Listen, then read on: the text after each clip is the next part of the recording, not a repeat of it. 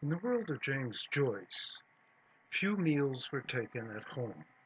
Almost all were taken out at restaurants.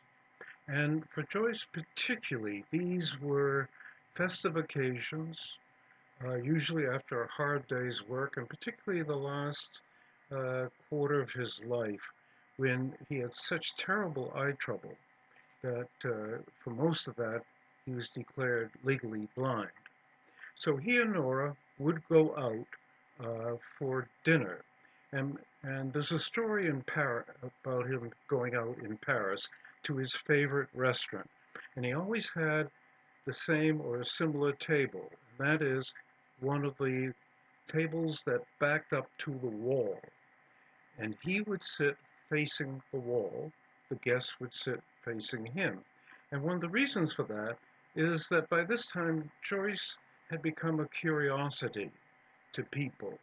And he didn't want to satisfy that curiosity, so he said, let them focus on the back of my head. And the second thing is, unlike today where celebrities are just that, celebrities, uh, Joyce had no interest in that. And he really um, didn't prize easy familiarity. He did, or instant familiarity, I guess we might call it in America. And he thought that familiarity had to be earned, and perhaps rightly so. On the other hand, this was a very comfortable place for him.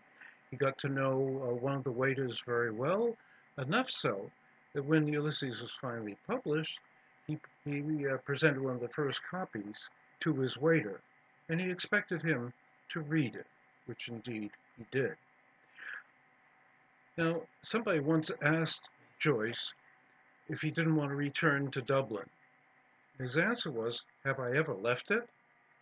Uh, he he memorialized Dublin, but it's very important, I think, to make a distinction here.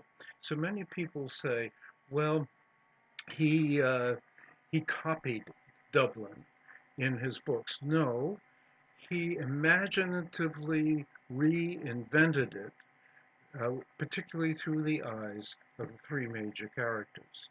So it is a particular way of seeing Dublin. And why Dublin?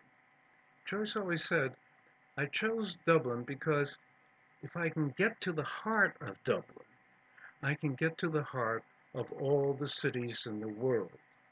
In the particular is contained the universal. And how true this is. In our time, I think we have a disease of trying to contain the particular within the universal. And it doesn't work. Abstractions are worth nothing.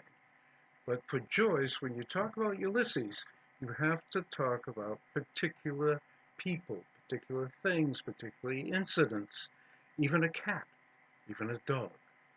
So what Joyce discovered was that in the ordinary is really quite extraordinary. In fact, he had a wonderful saying. He said, my business is to celebrate the ordinary.